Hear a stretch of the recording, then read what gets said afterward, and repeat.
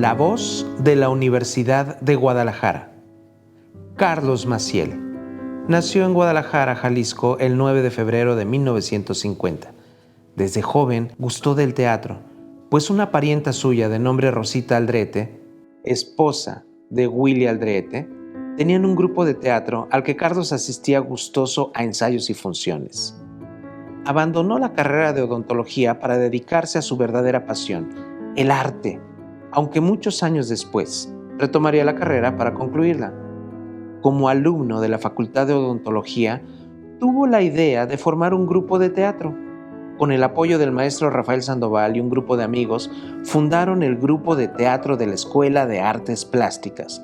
Más tarde, Compañía de Teatro de la Universidad de Guadalajara. Su curiosidad y gusto por la investigación lo llevaron a preguntar y participar en todo lo que podía. Así, Rafael Samarripa, director del grupo folclórico de la Universidad de Guadalajara, lo invitó a fungir como técnico de iluminación. Y durante una gira del grupo folclórico por el Caribe en 1973, el mayor Rivas Peña, quien llegó a ser jefe de protocolo del Estado Mayor Presidencial, instruyó a Carlos Maciel en cuestiones de protocolo. También fue instruido sobre protocolo eclesiástico por parte de Antonio Gómez Robledo, jefe de protocolo y subsecretario de Relaciones Exteriores. Desde entonces, el maestro Carlos Maciel ha cultivado con éxito la actividad teatral y la del protocolo. Entre sus actividades teatrales fue director de más de 40 obras de teatro y 15 óperas. Fungió como secretario de la Escuela de Artes Plásticas en 2 ocasiones. Fue director del Departamento de Artes Escénicas de la Universidad de Guadalajara por 17 años. Al dejar la compañía de teatro, fue secretario particular de Raúl Padilla, entonces rector general de la universidad. A partir de ahí, colaboró con todos los rectores en la coordinación de protocolo para realizar las labores de logística de rectoría. Ha sido maestro de ceremonias de la FIL desde que ésta se inauguró. Por eso se le conoce como la voz de la Universidad de Guadalajara. Entre sus éxitos se cuentan el ser el primer director de la localidad en dirigir óperas a nivel profesional con elencos internacionales en diferentes lugares del país. En 1972, en una exitosa gira como director técnico, acompañó al grupo folclórico de la universidad a entregar la bandera olímpica en Múnich. Ha recibido diversos premios nacionales e internacionales en su carrera. El Poder Legislativo del Estado le entregó el Premio al Mérito Artístico por su trayectoria. El Festival Internacional del Siglo de Oro en El Paso, Texas, le otorgó un premio por mejor ambientación. Carlos Maciel, un legado de creatividad en el teatro y el protocolo.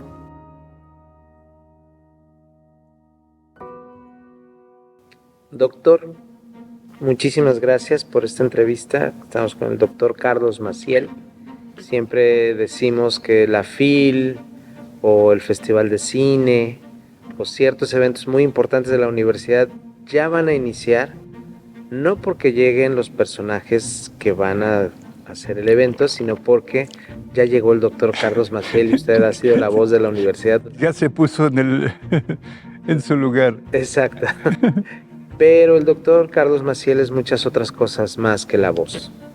Antes de llegar a la voz de la universidad, pertenece a un grupo que participó y fundó la red universitaria. Como maestro destacado, queremos primero empezar por el principio. ¿Cómo es que de niño llegas a un escenario? Cuéntanos cómo fue esa etapa de tu infancia. Fíjate que es una cosa muy curiosa y es una pregunta que te agradezco mucho que lo hagas. Rosita Aldrete era prima segunda o tercera de mi padre. Y ella vivía en el DF y se vino para acá y llegó a vivir a la casa de las hermanas y del papá de mi papá. cuando salía a algún lugar necesitaba chaperón. Entonces el chaperón de Rosita Aldrete y de Willy fui yo. Entonces me tocó ir a ver ensayos, me tocó ir a ver sus funciones, pero también mis tías eran muy afectas, sobre todo a la zarzuela y a la ópera y al ballet. Uno de mis recuerdos de infancia es haber visto el ballet La Fille Malgardée. Pero luego ya sigo yo mi vida normal. Entro a los 16 años a estudiar odontología, que por cierto, de ahí sale mi sobrenombre de doctor. A los 17 ya andaba movido y en la política y todo, entonces el candidato al que yo apoyé ganamos y un día me dice, tú que platicas que del teatro y que de esto vas a ser el secretario de Cultura. Y me quedé pensando, voy a hacer un grupo de teatro. Sin saber, o sea, había visto, me gusta, por ejemplo, de chiquillo me tocó ver una obra también que me impactó mucho con Willy y Rosita, La barca sin pescador. Y dije, pues esa ha de ser fácil, pues vamos a ver qué hago. Hice una convocatoria y mis amigos fueron los primeros que entraron y ya cuando tuvimos la reunión dijimos, ¿y ahora cómo le hacemos? Y una compañera, Irma Guevara, me dice, yo vivo por la calle de Belén entre Independencia y Juan Manuel. Y ahí he oído que hay clases de teatro. Y entramos a la escuela, oigan, aquí ¿dónde son los salones de teatro? Que no, pásenla allá en el teatro y está dando clases el maestro Sandoval. Casi no había carrera, se juntaban con un maestro, con otro. Y caímos en buenas manos porque llegamos a preguntarle que si nos ayudaba. Y fue una sorpresa tremenda. Paró el ensayo, platicó con nosotros y me dice, ok, yo voy. Acaba de llegar de México.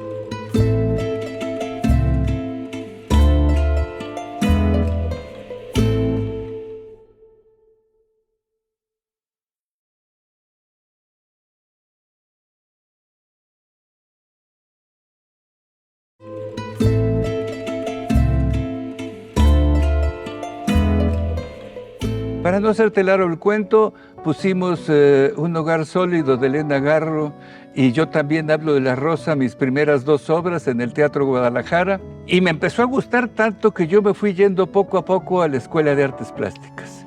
Yo vivía muy cerca de la escuela, 7 cuadras, 8. Y me iba en la tarde a ver el ambiente porque dije, ¡ay, qué padre! Aquí está el folclórico, yo quiero entrar al folclórico. Para no hacerte largo el cuento, un día fue a dar una conferencia a Olivier Sagán. Y la dio en un teatrito que teníamos ahí, el cual tenía 6 focos. Y nadie le sabía por qué, bájenle la luz porque quiero proyectar, ¿cómo le hago? Me subí yo al escenario y ahí Rafael Samarripa me dice, oye, ¿tú le inteliges a la iluminación? Aquí pues, es lo poquito. ¿No te interesaría estar en el folclórico como iluminador? Pues sí. Entonces empecé a irme a aprender iluminación ahí. Don Ezequiel, el electricista viejo del teatro, que era el que hacía los reflectores, era el que hacía todo, me aceptó porque decía que era como un nieto para él. Con el tiempo, Rafael me envió a la Academia de Amalia Hernández y a Bellas Artes, con una persona que para mí fue una de las gentes que más me enseñó, con Leonardo Peláez. Claro. Su primera y única clase fue buenísima. Síganme a donde yo vaya y lo que no entiendas, preguntas. Estamos hablando del 70 aproximadamente. Aproximadamente 71, porque en 72 fuimos a Alemania a entregar la bandera olímpica. Para los que nos están escuchando, la bandera olímpica, ¿puede recordarnos este evento? Sí, claro. La bandera olímpica permanece 4 años en donde fue sede. Ajá. Entonces, cuando se termina la Olimpiada, se queda esos 4 años. Ajá. Y en la inauguración de la siguiente Olimpiada, los que fueron antes la entregan al que va a ser. Entonces, a nosotros nos tocó entregarlo. Nos fuimos en el barco Corumuel y en el Puerto Vallarta, nuevecitos. Iba con nosotros la Sinfónica Nacional, una selección de los charros, unas gimnastas olímpicas, los indígenas de la danza de la pluma de Oaxaca, más los bailarines del folclórico de Oaxaca que bailaban juntos la danza de la pluma, nada más. Y hubo la necesidad de que hubiera un jefe técnico de toda la delegación. Ya te imaginarás quién fue el jefe técnico. Entonces me tocaba desde montar el palo de los voladores de Papantla, Ajá. desde acomodar a los de la Sinfónica, y esa fue una experiencia tremenda. Y entonces, con todo ese bagaje, lo que aprendes en Europa, lo que aprendes en Ciudad de México con instituciones como el maestro Peláez, aprendes técnica, aprendes la narrativa y entonces decides de la odontología que terminaste. Bueno, primero me salí, no terminé 15 años después. Pero terminaste, al final de cuentas terminas. De la odontología, la vida te lleva a las artes escénicas y te involucras con la escuela. Mira, tanto que yo participaba, porque digo, fui político desde de los 16 años. Después me tocó la suerte de que, ya siendo maestro, fui secretario 2 veces de la Escuela de Artes Plásticas y trabajaba en el ayuntamiento también, en la Regiduría de Promoción Cultural.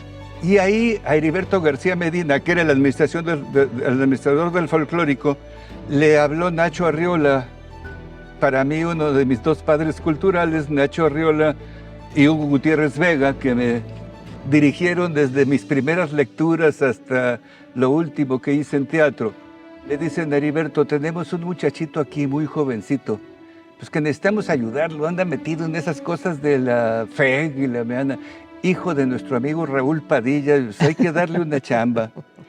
Y ándale que pues no teníamos nada, se acababa de fundar, le digo, yo me iba a ir como subdirector de la Galería Municipal y dije, yo me quedo de tu secretario particular y que se venga Raúl, y se lo dimos. Eso hizo que tuviéramos una amistad Raúl y yo, pero por siempre.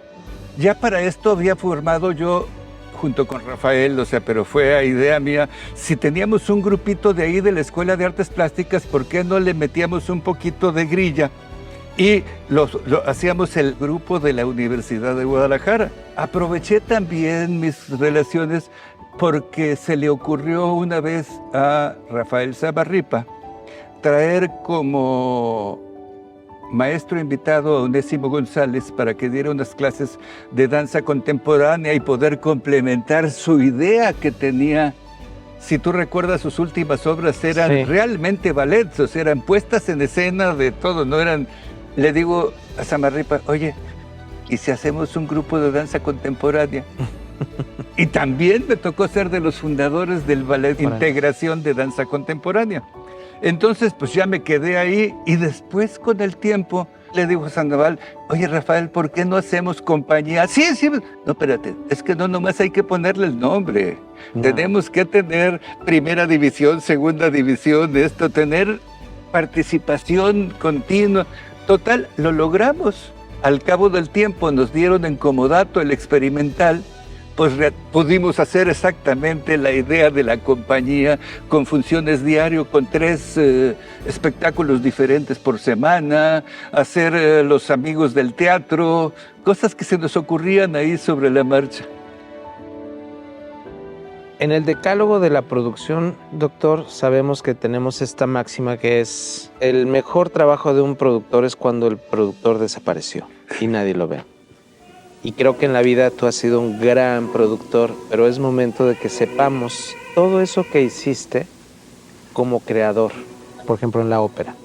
Mira, la ópera también fue cosas que a mí me fascinaba. Marco Antonio Verdín, maestro de piano, pero que se hizo después maestro de cantantes, estuvo poniendo un Rigoletto con alumnos de la escuela. Y le pidió a Rafael Sandoval que si por favor le ayudaba con el montaje. Entonces se empezó a poner las cosas y pues iba como en la segunda escena cuando desgraciadamente falleció su mamá. Y yo era su asistente. Entonces me dice Verdín, pues tú termínala. No es que terminarla, había que ponerla desde un principio y en 2 semanas, porque ya era el estreno. Pues fue un éxito, tan éxito que los 2 tenores que hicieron El Duque de Mantua hicieron temporada internacional y ahora son cantantes internacionales, Arturo Valencia y Rafael Rosas. Pero luego vio mi puesta con alumnos, la jefa de Bellas Artes, Marta González Hernández Allende, y me invitó que si quería ser asistente de Carlos Díaz Dupont, el que venía a poner todas las óperas, el director de escena. A la segunda ópera me decía, ¿sabes qué? A mí me da flojera mover al coro. Entonces tú te encargas del coro y yo nomás de los solistas. Entonces yo armaba todo el escenario para que él pusiera a los... Claro.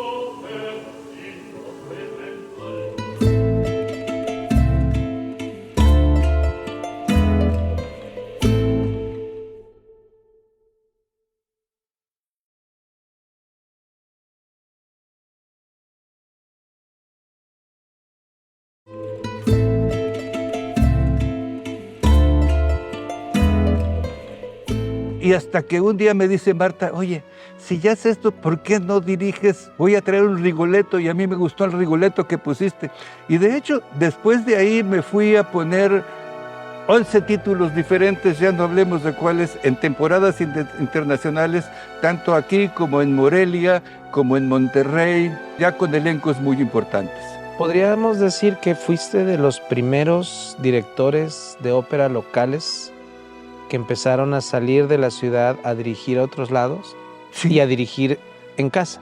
Claro, porque por primera vez hicimos una producción de Don Giovanni, que yo dirigí e hicimos escenografía aquí, de La Flauta Mágica, que yo dirigí e hicimos la escenografía aquí. Ya me invitaban a mí como director con la condición de que llevara mi escenografía. No sé si porque les había gustado la escenografía o porque les había gustado el todo. También ahí es una parte que digo yo que esa es mi formación para lo que después me convertí en maestro de ceremonias consentido de toda la universidad, porque para mí una ceremonia es una puesta en escena sin ensayos. ¿Cómo de pronto nació esto en ti? Que el teatro, si nos puedes hablar ahora específicamente de tus puestas en escena teatrales, que eso es lo que te permitías explayarte con todo lo que tú veías, leías y sentías. Mira, realmente mis puestas en escena teatrales son realmente con la compañía de teatro.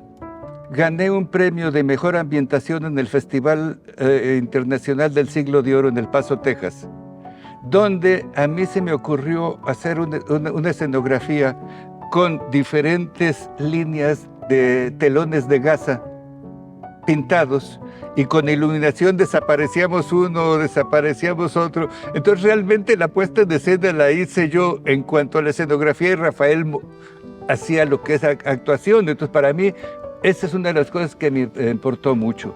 Y después a mí lo que me gustó mucho también fue el teatro con los alumnos. Por ejemplo, yo tuve puestas en escena, hice una adaptación que se llamó Las Dos Laurencias. Con lo que tienen de similitud y de cosa diferente la Laurencia de Lope de Vega de Fuenteovejuna y la Laurencia de Tirso de Molina de la Dama del Olivar.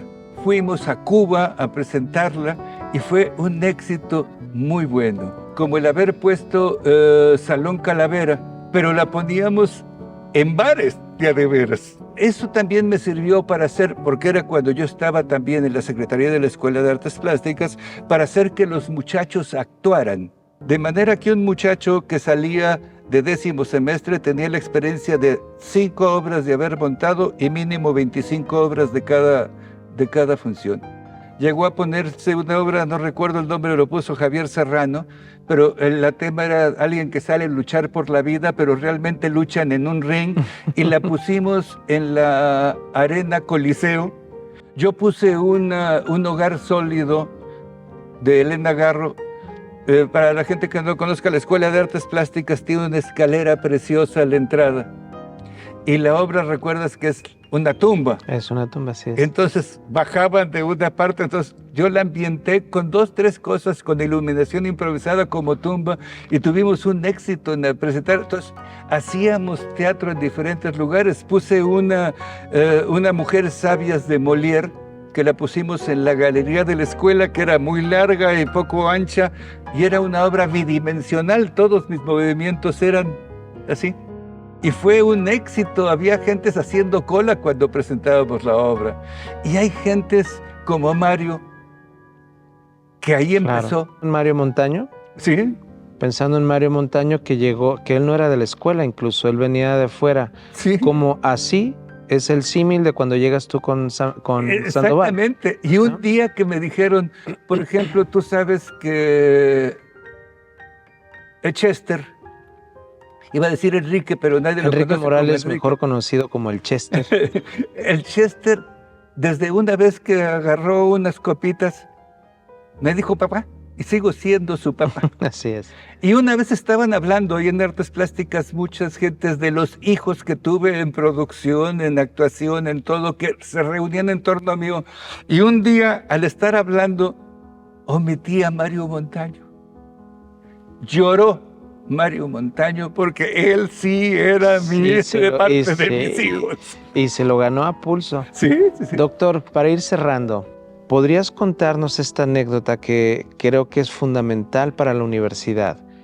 ¿Cómo el teatro se convierte en algo fundamental para el cambio de la vida de una sociedad cuando, perteneciendo al grupo que estaba empezando a proponer una red universitaria, necesitan un espacio para llegar al cónclave de todo esto? ¿Nos puedes contar esta anécdota? Es una anécdota que pocos conocen. En aquel tiempo, precisamente, yo era subdirector de la compañía de teatro de la Universidad de Guadalajara, pero seguía teniendo yo el contacto. Ya te dije cuál era mi relación con Raúl, que para todo lo que se le ofrecía me llamaba. Cuando entra como rector y viene el problema político que se toma la universidad, que estuvimos acompañando a Raúl para salir de la rectoría con la bandera, una serie de amigos y todo. Y después de salir, me llama al día siguiente por esto, me dice, Maciel, tenemos que hacer un consejo, que es importante porque es donde se va a hablar de la continuidad de la política universitaria que estamos siguiendo, pero todos los edificios universitarios están tomados. Raúl, se te olvida que hay un edificio que no está tomado. Hace un mes y medio nos dieron en comodato el Teatro Experimental, el gobierno del estado. Lo estamos reparando porque necesita una serie de cosas. Pues arréglalo como puedas, porque mañana es el consejo. Vestimos el teatro en una noche y mediodía. Y ahí se llevó a cabo ese Consejo General Universitario, donde se afirma todo el proyecto de Raúl Padilla, donde tiene todas las cosas para seguir con la red universitaria, con esto que estamos viendo, que desde entonces era la idea. Fíjate, Raúl, cuando entró conmigo, nos ayudó a Nacho Arriola, siendo él el director del Cine Club de la Universidad de Guadalajara. El director era Raúl con un proyector que Nacho le decía por dónde pasar por las películas y él lo presentaba en las escuelas. A mí, que yo estaba en la Galería Municipal con la Feria Municipal del Libro. Qué curioso que dos de sus grandes cosas es Festival de Cine y la Feria Internacional del Libro. Doctor, te agradezco muchísimo esto que nos compartes hoy. Creo que esto que que es la punta del iceberg que hemos podido platicar hoy, te agradezco mucho la generosidad, pero no sé si hay algo más que antes de que nos vayamos podamos escuchar de ti, que quieras. Nada más agradecerte esta idea que has tenido, y creo que, como platicábamos antes, tenemos principios muy similares. Tú en la Ciudad de México, yo aquí, coincidimos en muchas cosas. Tú sabes que el cariño que te tengo no nada más es como funcionario, sino como parte de aquellos hijos que tuvieron, porque tu esposa, Pilar, para mí realmente fue una hija y fue una gente que me ayudó. Quiero mandarle un hola hasta donde esté y que nos vea todavía juntos. Muchas gracias, doctor.